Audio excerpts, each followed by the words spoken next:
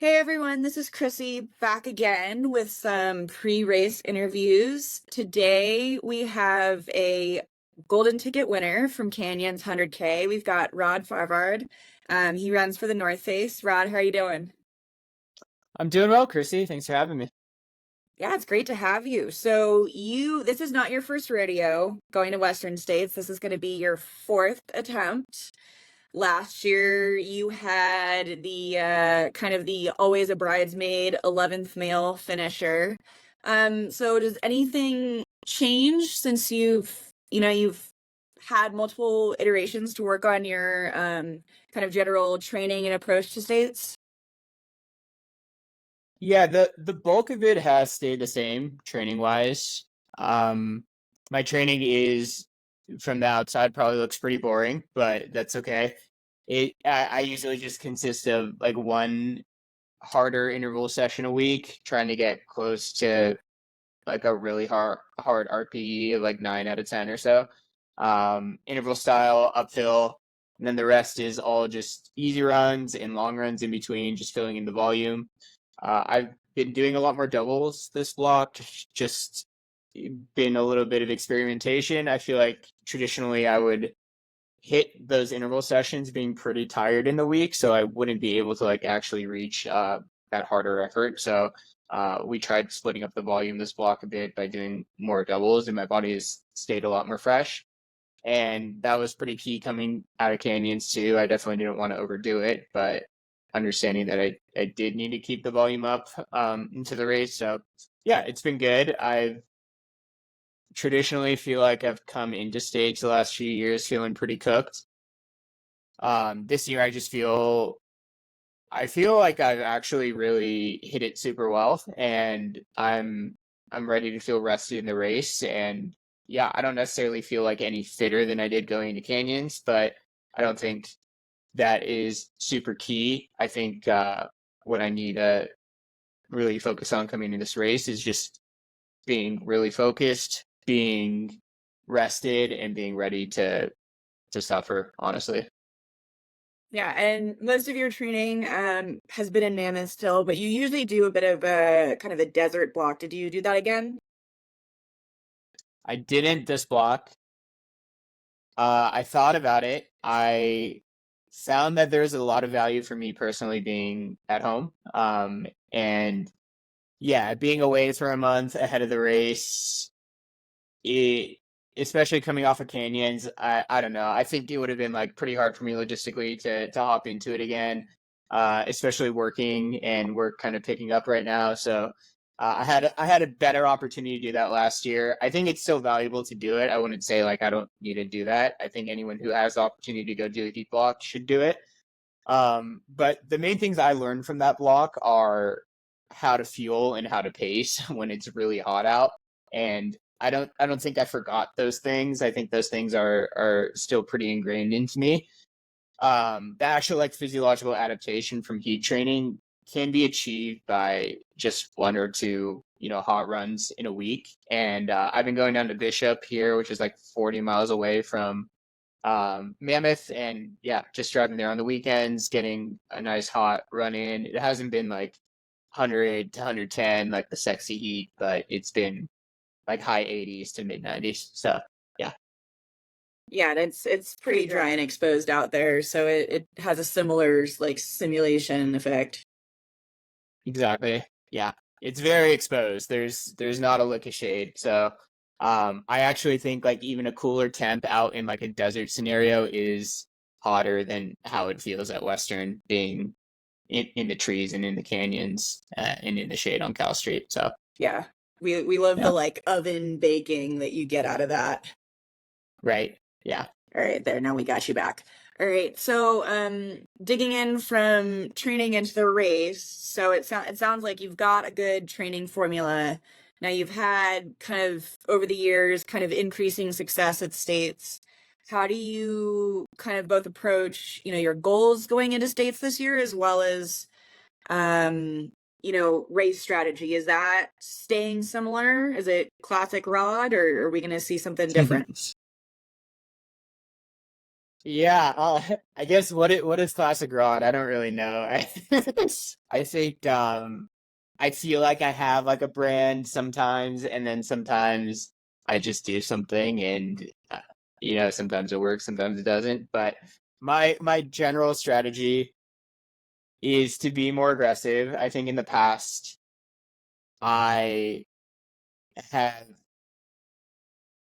Okay, I'll rewind actually. I think like my first states, I just did not know what I was doing. So even though I was back in the field, I actually think I was running on my limit a little bit. And me 3 years ago is very different than me today. Like I have 3 years of really high level training underneath me. So just generally, I feel like I'm fitter and more experienced racing in these fields. I think the second year I raced a little more aggressively early on and ended up blowing up later on, but I don't think that was because I was doing things I'm not capable of doing. I think I was just not fueling correctly and not taking my time to really cool off at aids, even though I was taking a while at aids. I wasn't doing the right cooling strategies behind it. And then my third time, I was so traumatized from those two other times that I took it really chill, nailed my fueling, nailed the cooling, and to be honest, it was way cooler every year. Like 20 degrees Yeah. probably cooler than the other year. So, who's to say if me in those same situations would have blown up or not? But I did take it more conservatively. Did not think about what was going on in the race whatsoever until I hit essentially the river. Okay. And then from the river, found out I was in like 18th place and felt good. It felt like well fueled and was just able to rip that last bit of trail. So um yeah, coming into this year, I want to be a lot more focused on what's going on in the race early on. So I kind of have this loose idea that I want to be in the top 10 all day, basically, and whatever that means and whatever it takes to do that. I don't want to really care about what's going on pace wise. Like I think I have the other things figured out a lot better than previous years in terms of mostly just fueling and cooling, that I feel confident enough to put myself in that situation with a lot of the top guys. And I want to feel like I'm racing from the start, basically. And, I think getting 11th, one perspective is to be like, okay, I got to get 10 and I just got to make it easy to come back next year. But in my mind, 11th is essentially 10th. And I just like, I don't want to just get 10th. I want to get 5th. I want to be on the podium. I want to be like really mixing it up in these fields. And I feel like an 11th place performance in a stacked year like last year is good enough to say that I can get top 10. So I'm probably going to eat my words. I know I sound like probably pretty cocky right now without having the result to prove it, but that's just where I see myself and where I feel like I need to be next. Yeah, I mean, I Yeah. think we all know that you're very capable of that, and it's just, bringing all the things together. So, are you basically going to be taking cues from the other top guys? And if someone makes a move, following a move, if everybody's sitting back a bit with them? I mean, because we know it's going to be probably, pretty hot, but also a pretty fast course this year. And Yeah. you've got, Walmsley coming back that kind of changes the field dynamic a bit. So how are you approaching that? Yeah, it's hard to predict what the dynamics will really be like. I think the way that I like, think about these fields is like there's like a pack zero and then a pack one. Pack zero is kind of that guy who's just gonna blitz it from the beginning, and there's not a lot of people that are gonna follow that if it feels crazy. Um, I might be wrong though, and maybe like people are gonna swear up to Jim and just do it this year. I'm curious to see how many people do that. I don't think I want to put myself right there. I Okay. need to be like somewhat smart, but yeah, I think just getting into Forest Hill in somewhere like in the top 10, I'm totally fine with that. And just covering moves from like positions like fifth through 10th and yeah, being in Forest Hill, feeling good in 10th, I think I can run my way into top five things are going well for me. Yeah, so keeping Yeah. in touch, but having that kind of okay, race starts at Forest Hill perspective still. Yeah. Yeah, Yeah. exactly. Yeah. Yeah. And so since you're kind of more watching the field, are you going to keep an eye on heart rate zones? Do you have splits that you're also kind of trying to keep track of? Yeah, not so much heart rate. I feel like I used to key off that a lot, but I don't know. I don't think it does me a lot of good. It's interesting data to have afterwards, I think, but I think I just want to race and see Yeah. what happens and not feel dictated about what's going on. I feel like very in tune with my body these days, anyways, that I can tell when it's overexerting. Yeah. Um, but yeah, what was the other question? Sorry. Oh, I mean, will you keep any splits in minds or any Oh, goal okay. Yeah. pace? Yeah, I think I don't want to think about that too much because it's so heat dependent. Yeah. You can look at previous years in similar temperature years, and I'm sure it would be plus or minus 20 minutes against those other years, but yeah, not really a huge focus of mine. I think I honestly think with how hot I think the race will be, like I might even run slower than last year and still hit that goal that I have in mind. So I don't want to feel like I'm running too slow or something because I didn't hit that split that I did last year Yeah. or something like that. Yeah. Gotcha. Cool. And so Yeah. then going off of that, how are you planning on using aid stations and crew? What do you have a crew strategy, big crew, thin crew, one crew, two crew? hmm Yeah, thin crew. We usually do it with 2 cars just to make it easier for a crew to get places at a reasonable time.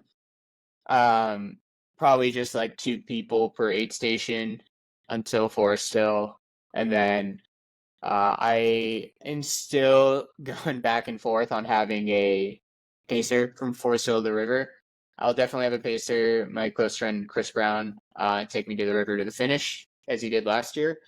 But I've historically picked up a pacer at Forest Hill. I've definitely needed it. I've come into Forest Hill pretty cooked, and yeah, needed a pacer to just kind of push me through it or keep me honest and get me through an aid station quicker. But I've also like lost focus picking up a pacer that early. I think like my mind often flips to like all of a sudden like running with a buddy and like having fun, Yeah. and um it's great place to be when you're not feeling great, but I don't know. I want to feel like I'm hunting and still like really strategically racing through Cal Street this year, and I think I can get in that zone a lot better on my own. So that's my reasoning behind not having a pacer. I think if I'm feeling a little bit not great there, I'm gonna have a pacer on standby and pick him up and just help me flip the switch if I need it. Yeah. So you'll probably just kind of tell them either, at Michigan Bluff or something, in the moment Yeah, of, what you want. exactly. Yeah. And then, so how about you talked a lot about learning lessons on cooling strategies. You have a solid plan on, what you're doing with the heat, both like gear wise as well as like what the crew is doing to cool you down. Yeah. Yeah. Key thing is get wet whenever you can.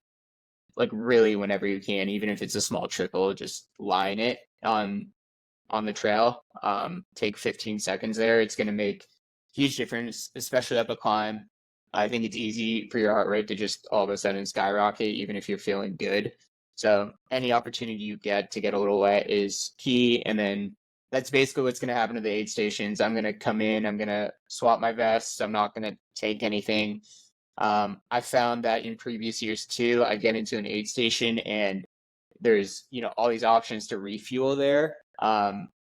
I don't think that's a great way to approach an aid station because then you get off your fueling schedule and you just might have taken in like 500 calories without knowing in like one slurp, and then you go off and run, and then you're wondering why all of a sudden I feel terrible. Like it's because you just threw off your whole schedule. So I want to get to an aid station and use it to just swap my vest, stay on my schedule. I probably won't even eat or drink anything there. Maybe take like a sip of water or something if I'm needing it. But during that vest swap, I'm just gonna have my crew sponge me off, drench me, swap my ice bandana as well.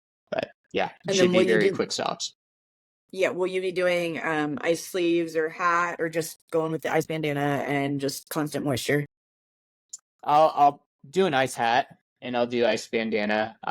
Not a huge fan of sleeves. I don't know. I guess I don't train with them. Maybe that's why, but I really do feel uncomfortable. I feel warmer with them even Mm. like as soon as they dry. So yeah. And then you said you're gonna swap vests. Are you gonna use vest the whole time, or are you gonna switch to a waist pack or handheld at any point? I'll do vest the whole time. Yeah. And Just that's just mainly for the aid station swap breeze, and I've just been training with them. Like I haven't held a handheld in many months. So yeah, I don't think it's a great idea to just go for it. Yeah. yeah, cool. And then so you're sponsored by North Face, so you have a kit. Are you gonna be changing shirts, hats, socks, shoes? hmm What shoes are you thinking you're going with? I'm gonna go with the Summit Pro 2s. It's kind of North Face is more race shoe. Has got a really responsive rocker and carbon plated. I find it's really fast on the Auburn trails. They're just because they honestly just feel like road for the Yeah. most part, and yeah, they've enough tread to handle these trails. So I wore them at canyons. I wore them at Black Canyon. Really digging the shoe. I probably won't even swap them. I wore the first version for UTMB last year. 22 hours, and I didn't swap my shoes once, and I didn't really feel my feet once. So I think I'm like pretty comfortable, and less time you take to do that stuff, the better, in my opinion. So yeah, I'll keep that one pair, and then shirt swap. Haven't really thought about it. Maybe that's a good idea. I'll keep it in mind. But yeah. So no changing of socks or anything either. Either you're good, like with your feet kind of just being wet all day, and haven't had issues with that. Yeah, I consider myself very lucky, but Nice. don't really get blisters or anything. If I don't know if this is the secret, but I use the squirrel's nut butter like toe salve thing every time, and I wear toe socks. Okay. If you're in the market for toe socks, check out Exoskin. They're a great one. I have no affiliation to them. I just really like them. Yeah, like honestly, my feet feel are the least of my worries in an ultra. That's awesome, especially because like Yeah, this course is both, pretty wet in the high country right now, but also, I mean, you're going through as many creeks as you can, as you said, to cool yeah, off. So yeah, toe socks definitely help with that. yeah, definitely. Sweet. And then, so on to nutrition, you kind of hinted a little bit at kind of how you would treat it in aid stations. But I know you're super thoughtful about kind of, caloric intake and carb intake and sodium amounts and hydration amounts. So maybe you can speak, first about kind of how you approach sodium, because I know you kind of pre-hydrate pretty well, and then you have a really kind of set plan with that. hmm Yeah, sodium in particular is it's a very interesting piece of the puzzle. I think some people overhype it, some people underhype it. Some people need way more, some people need way less. It's super variable person to person. And we get so much sodium day to day in our food, and you store that sodium. So it really is like a big question of, am I overdoing it or not? And I think in a race like Western States, it is easy to lean on the side of overdoing it. And you hear like all these stories of people puking. Who knows why they're puking? Could just be the heat, could be over sodium, could be over fueling, eating some fats that aren't sitting well. It's like a million pieces of the puzzle that no one really knows. And I think I am a salty sweater. I've done a sweat test.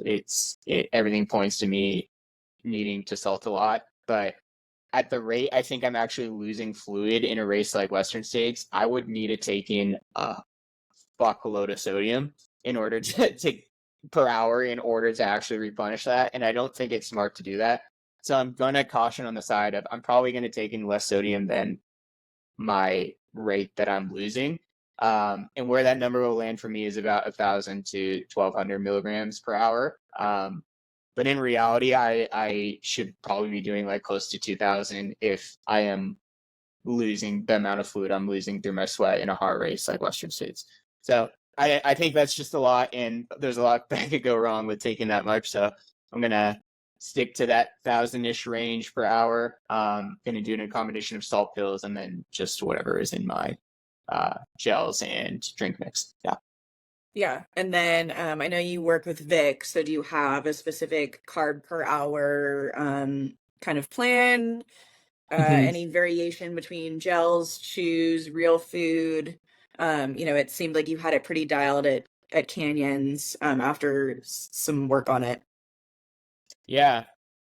Yeah. And really the silver lining was like I felt like I could do that for 5 more hours at Canyons. Like I felt like I could keep eating what I was eating there. So I'm gonna just use that same template and take it to States. Might need to adjust later in the race if I'm feeling nauseous, but we're gonna try to stick to that 100 gram per hour Okay. range. That's on All through carbs. gels on carbs, yeah. Yeah.